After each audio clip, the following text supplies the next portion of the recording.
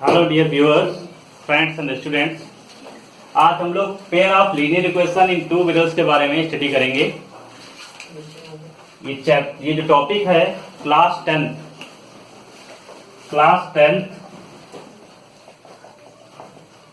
CBSE board mathematics का chapter 3 है linear equation in two variable. इसका बड़ा नाम लिखा हुआ है। इसमें लीनियर और इक्वेशन इन दो वर्ड से पहले से आप लोग इंट्रोड्यूस हैं, और इन टू वेरिएबल ये भी आपने पढ़ रखा है। आपने पढ़ रखा है 9th क्लास में। 9th क्लास में आपने पढ़ा था linear equation in two variables, chapter 4 है। थोड़ा इसका प्रीव्यू ले लेते हैं। हमने वहां पर पढ़ा था कोई भी इक्वेशन जो इस फॉर्म में हो, ax plus by plus c equal to 0, any equation which in the form of ax plus by plus c equal to 0 is known as the linear equation in two variables।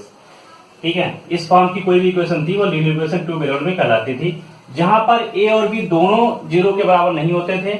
a b c कोई भी constant हो सकते थे।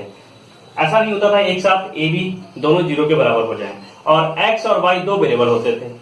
ठीक है, तो कोई भी इक्वेशन जो इस फॉर्म में राइट हो जाए उसको हम लोग लीनियर इक्वेशन टू वेरिएबल्स बोलते हैं।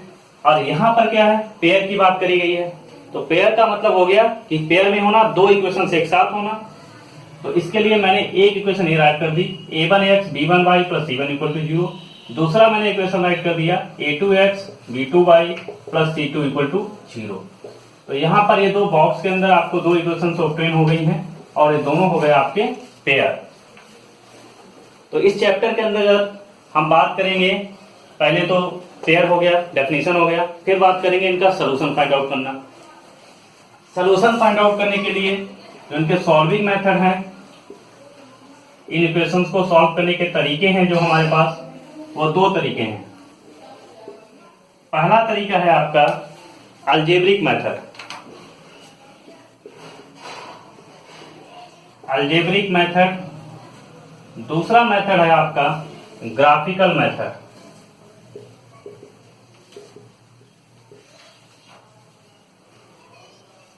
तो pair of linear equation two variables को सॉल्व करने के दो तरीके हैं।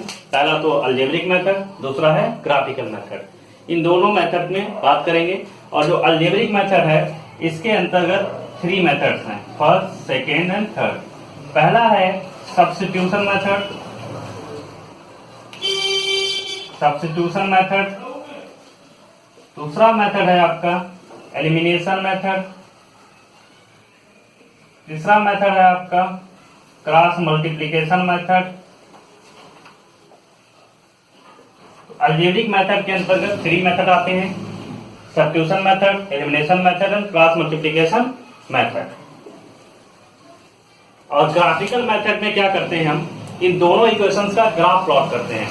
ग्राफ प्लॉट करने के बाद सिचुएशन देखते हैं। और इतना तो ऑलरेडी हमने 9th क्लास में पढ़ रखा है कि जो linear equation in two variable है, इसका ग्राफ एक स्ट्रेट लाइन आता है। क्या आता है? Straight line. तो ग्राफिकल मेथड में कुछ स्टेप्स हैं। पहले तो दोनों इक्वेशंस का एक ही ग्राफ पेपर पे ग्राफ प्लॉट करते हैं। ग्राफ प्लॉट करने के बाद उसको ऑब्जर्व करते हैं कि कैसा ग्राफ आ रहा है। ये जो इक्वेशन लिखी है इसका ग्राफ हमेशा स्ट्रेट लाइन आता है, या यूं कह सकते हैं लीनियर इक्वेशन टू वेरिएबल का ग्राफ हमेशा एक स्ट्रेट लाइन आता है। ऐसा हमने 9th क्लास का ऑलरेडी पढ़ रखा है। ठीक है, अब हम कुछ एग्जांपल्स लेके पहले ग्राफिकल मेथड के बारे में बात करेंगे, फिर अलजेब्रिक मेथड्स के बारे में बात करेंगे।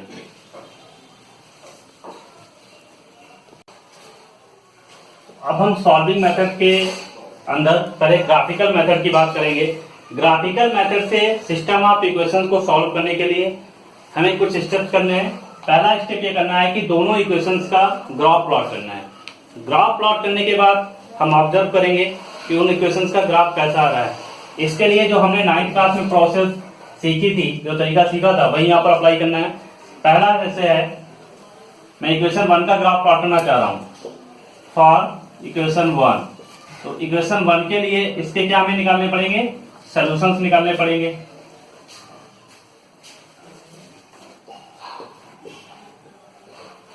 x plus 3y equal to 6 पहला इक्वेशन है। तो यहां से अगर हम x का वैल्यू निकालें तो x इक्वल टू हो जाएगा 6 माइनस 3y। क्योंकि x plus 3y equal to 6 पहला इक्वेशन प्रोवाइड है, तो यहाँ पर x equal to 6 minus 3y हो जाएगा ट्रांसपोर्टिंग करने पर। अगर हम y का वैल्यू इसमें 0 रखें तो x इक्वल टू कितना आ जाएगा 6। अगर हम y का वैल्यू 2 रखें तो x कितना आ जाएगा 0, 3 2 6 0 आ जाएगा। अगर y का वैल्यू 1 रखें तो x कितना आएगा 3। तो इस तरीके से हमें कुछ पॉइंट मिल गए। इसी तरीके से इक्वेशन 2 के लिए, फॉर इक्वेशन 2 x y, इस जो नेक्स्ट इक्वेशन है 2x minus 3y equal to 12, इस इक्वेशन में आप देख रहे हैं 2x इक्वल टू हो जाएगा 12 plus 3y, x equal to हो जाएगा 12 प्लस 3y अपॉन 2। अब यहाँ पर अगर y का वैल्यू 0 रखेंगे तो ये टर्म पूरा 0 हो जाएगा, 12 अपॉन 2 6 का 0 हो जाएगा। अगर हम यहाँ पर y का वैल्यू -4 रख दे रहे हैं, -4 रखेंगे तो माइनस का 12 x 0 आ जाएगा, ठीक है। फिर y का वैल्यू अगर हम इसमें प्लस का 2 रख दे रहे हैं 6 12 18 9 आ जाएगा। अब ये पॉइंट निकालने में थोड़ा आपको ध्यान रखना है, क्योंकि आप जिस तरीके से y की वैल्यूज पुट करते चले जाएंगे तो उसके करस्पॉन्डिंग x की वैल्यूज ऑब्टेन होती चली जाएंगी। पर आप इसमें ये ध्यान रखिए कि आप एक लिमिट में x y की वैल्यूज दीजिए जो कि आपकी नोटबुक के पेज पर आसानी से आ जाए। आप y का वैल्यू 100 रखेंगे तभी x का वैल्यू आएगा, एक तो पॉइंट ये है। दूसरा है कि आप कुछ ऐसी वैल्यूज मत रखिए जो non terminating repeating decimal expansion आ जाए, जिससे कि बहुत उनको लोकेट करने में प्रॉब्लम है। तो आप क्या करेंगे, आप ऐसी वैल्यू रखेंगे जो कि ईजीबी में 2.5 तक ठीक है, इस टाइप की प्रॉब्लम्स ना है, और इस तरीके से पॉइंट दोनों ऑब्टेन हो गए। अब क्या करेंगे, ग्राफ पेपर पर कार्टेशियन प्लेन पर इन पॉइंट्स को हम लोग लोकेट करेंगे। इसको हटा देता हूं, एक्स्ट्रा है।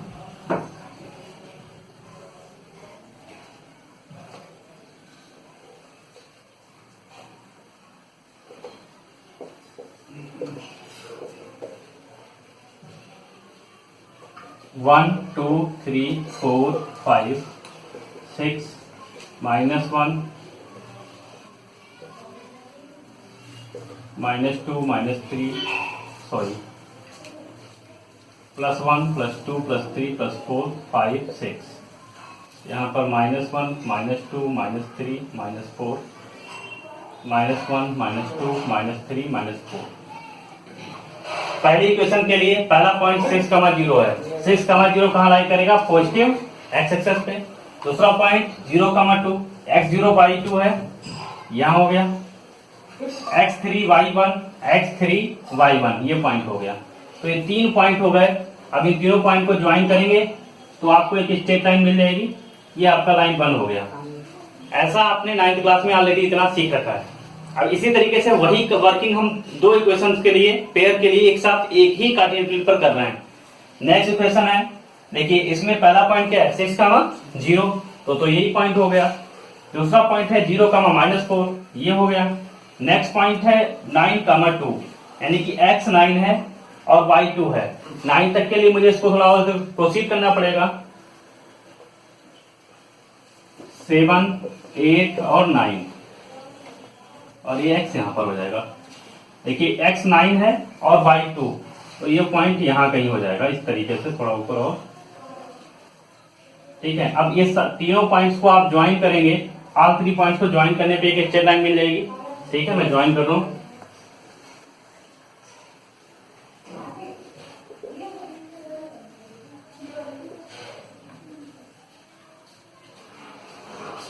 इस तरीके से ये लाइन 2 आ जाएगी।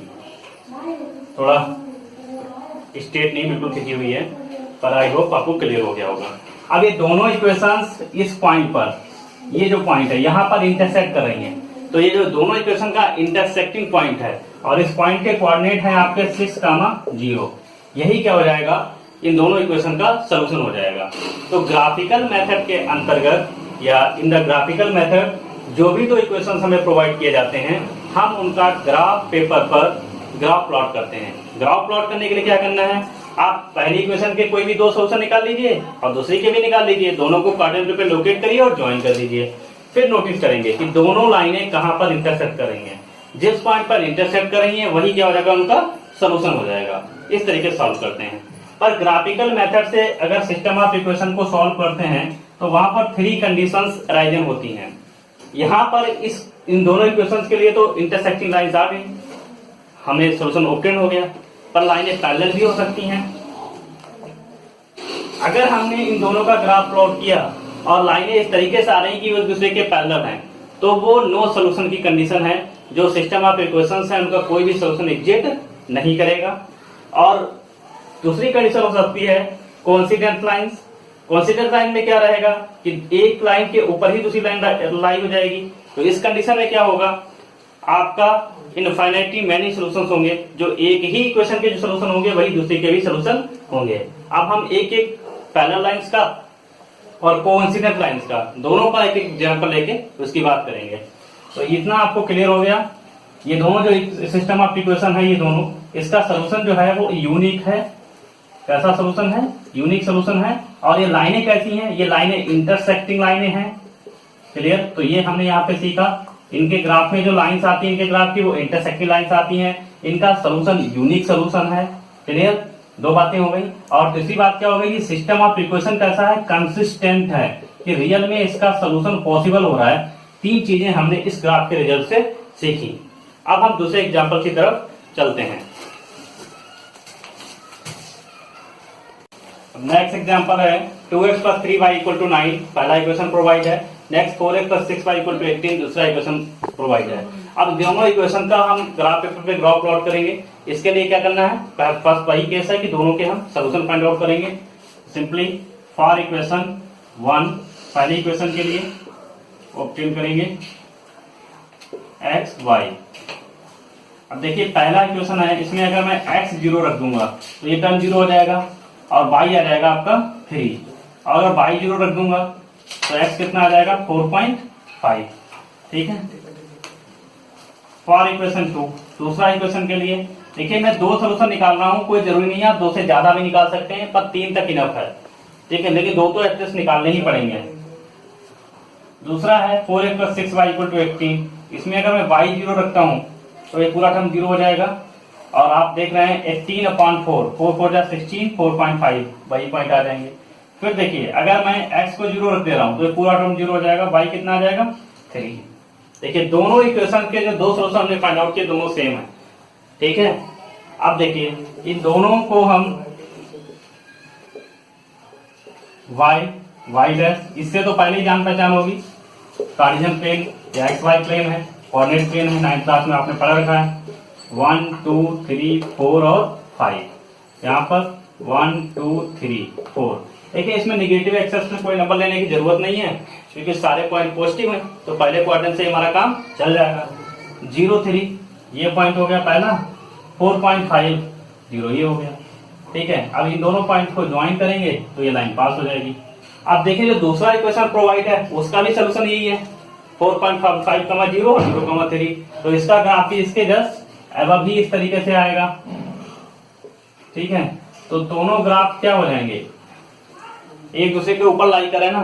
तो ऐसी सिचुएशंस में क्या होता है कि दोनों इक्वेशन एक्चुअल में एक ही स्ट्रेट लाइन को रिप्रेजेंट करते हैं।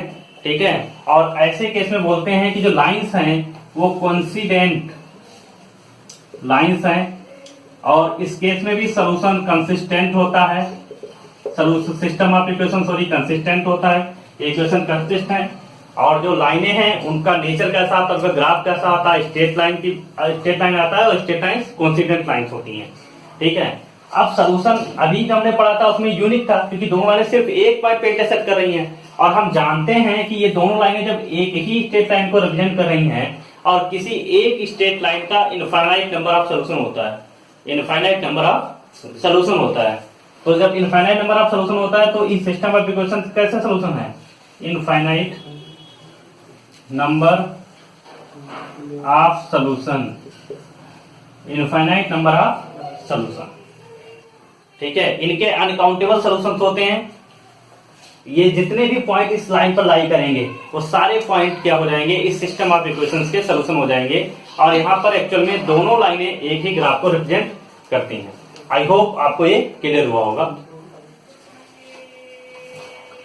पढ़ रहे हैं, इन दोनों इक्वेशन का जो ग्राफ है वो पैरेलल लाइन से आएगा।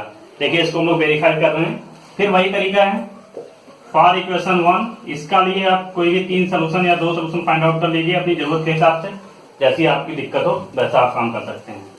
ऐसे 2 में जब 2 निकालना हो तो करेंगे क्या, कोशिश करो a,0 या 0,b वाला फाइंड आउट कर लो।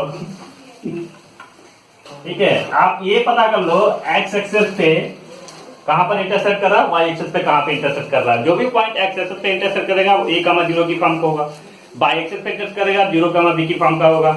ठीक है ना भाई। अब देखिए एक्स एक्सेस पे पता करना है तो बाई श्रीमान जी को 0 ठोक दो। अब इसको 0 रखोगे पूरा टर्म 0 हो जाएगा, x4 हो गया। अब x को 0 रख दो, ये पूरा 0 हो गया ना भाई। तो 2y - 4 = 0, 2y = 4, y का वैल्यू कितना आ गया 2। ठीक है, दोनों पॉइंट ऑप्टेन हो गए। अब दूसरी इक्वेशन के लिए देखिए 2x + 4y - 12 = 0। अब ये पहला इक्वेशन के लिए दोनों पॉइंट निकालिए। आप ये देखिए x कोऑर्डिनेट 0 रखेंगे y आ जाएगा, ठीक है, y 0 रखेंगे x आ जाएगा। तो ये जो कोऑर्डिनेट इस फॉर्म का आया जिसका y कोऑर्डिनेट 0 है वो हमेशा x एक्सेस पे इंटरसेक्ट करेगा, x एक्सेस पे लाई करेगा। ठीक है, ये 0,2 ये y एक्सेस पे लाई करेगा। बस इस तरीके से करिए। सेम वे यहाँ पर कोशिश कर रहे हैं तो मैंने x को 0 रखा। इस इक्वेशन में x को जैसे ही आप 0 रखेंगे तो एक टर्म 0 हो जाएगा। 4y - 12 = 0, तो 4y = 12, y = कितना आ गया 3। क्लियर। इसी तरीके से आप y को 0 रखेंगे तो पूरा टर्म 0 हो जाएगा। x का वैल्यू कितना आ गया 6। पता भी पॉइंट नहीं पता चले। अब देखिए सारे पॉइंट पॉजिटिव हैं तो मोस्टली हमें किसकी जरूरत है, पहले कोऑर्डिनेट की। ठीक है ना भाई। 1 2 3 4 5 और 6, 1 2 3 4 5 और 6। पहला पॉइंट क्या है 0,3, x 0 y 3, ये यहां लाई करेगा। सॉरी दूसरी इक्वेशन के लिए 0,3 6,0। और ये ध्यान रखना भाई ऐसा मत करना कि थोड़े पॉइंट एक सोल्यूशन x पहली इक्वेशन का ले लिया पहला पॉइंट, दूसरा दूसरी इक्वेशन का ले लिया और दोनों को ज्वाइन कर दिया तो कुछ नया क्वेश्चन ही जनरेट हो जाएगा, उसको मत करिए आप। ठीक है, देखिए मैंने दूसरी इक्वेशन के पॉइंट लिए, पहला 0,3 ये हो गया, नेक्स्ट 6,0 ये हो गया। अब इन दोनों को आप ज्वाइन कर दीजिए। ज्वाइन करेंगे तो आपको ये स्ट्रेट लाइन मिल जाएगा। ठीक है ना। इसी तरीके से आप दूसरा जो पहला इक्वेशन है 4,0 x0 y4 sorry y0 x4 यहां लाई करेगा। नेक्स्ट x0 y2 यहां लाई करेगा। अब इन दोनों पॉइंट्स को ज्वाइन करेंगे तो ये लाइन बनेगी। अब देखिए व्हाइट बोर्ड पे पैरेलल नहीं आया हुआ है थोड़ा, लेकिन ये दोनों लाइनें पैरेलल लाइंस हैं। ठीक है, अब पैरेलल लाइंस हैं तो जस्ट लाइक अ रेलवे ट्रैक, ये कभी एक दूसरे को इंटरसेक्ट नहीं करेंगी। जब इंटरसेक्ट नहीं करेंगी तो सोल्यूशन ही नहीं आएगा। ठीक है, तो ऐसी कंडीशन में ये सब कंडीशन जो है वो नो सोल्यूशन की कंडीशन है कि भैया दोनों इक्वेशन का सोल्यूशन एग्जिस्ट ही नहीं कर रहा है और जो सिस्टम ऑफ इक्वेशन है वो इनकंसिस्टेंट है। ठीक है, और कोई सोल्यूशन इनका पॉसिबल नहीं है। ग्राफ कैसा आ रहा है, ग्राफ का नेचर आ रहा है, जो ग्राफ आ रहा है दोनों लाइन का वो पैरेलल लाइंस आ रहा है। तो कहने का मतलब ये है हमने 3 बातें सीखी। अगर हमारे पास कोई 2 सिस्टम ऑफ इक्वेशंस प्रोवाइड की गई हैं, ठीक है, और उनका पहला ग्राफ, अगर ग्राफ हमारा इंटरसेक्टिंग लाइंस आता है इस तरीके से तो हम कहेंगे यूनिक सोल्यूशन है और सिस्टम ऑफ इक्वेशन कंसिस्टेंट है। ऐसा है कंसिस्टेंट है। और अगर हमारा ग्राफ इस तरीके से आता है कि एक लाइन का ग्राफ दूसरी लाइन के ऊपर ही लाई करता है दोनों का, तो जो सोल्यूशन है वो इनफाइनाइट सोल्यूशन है या इनफाइनाइट नंबर ऑफ सोल्यूशन है, अनकाउंटेबल है। और graph system of equation consistent है। और अगर ग्राफ हमारा पैरेलल लाइंस आ गया यानी कि इक्वेशन इस तरीके से आ गई हैं कि उनकी लाइनें कभी एक दूसरे को इंटरसेक्ट नहीं कर रही हैं, तो हम बोलेंगे नो सोल्यूशन की कंडीशन है, कोई सोल्यूशन इनका पॉसिबल नहीं है और सिस्टम ऑफ इक्वेशन इनकंसिस्टेंट है। ठीक है, तो ये पहला मेथड हम लोगों ने आज कंप्लीट कर लिया, सिस्टम ऑफ इक्वेशन को सॉल्व करने का ग्राफिकल मेथड। ग्राफिकल मेथड के अंदर 3 कंडीशंस हो सकती हैं, इन तीनों को हम लोगों ने बात कर ली है। अब हम नेक्स्ट वीडियो में बात करेंगे सिस्टम ऑफ इक्वेशन को सॉल्व करने का अलजेब्रिक मेथड, यानी कि pair of linear equation 2 variable को सॉल्व करने का अलजेब्रिक मेथड्स के बारे में बात करेंगे। तो ग्राफिकल मेथड से इसी तरीके से हम लोग सिस्टम ऑफ इक्वेशंस को जो कि 2 पेयर में प्रोवाइड है सिंप्लीफाई करते हैं। और ये इसी कंसेप्ट पे 3.1 है आपकी क्लास 10th में। Thanks for watching.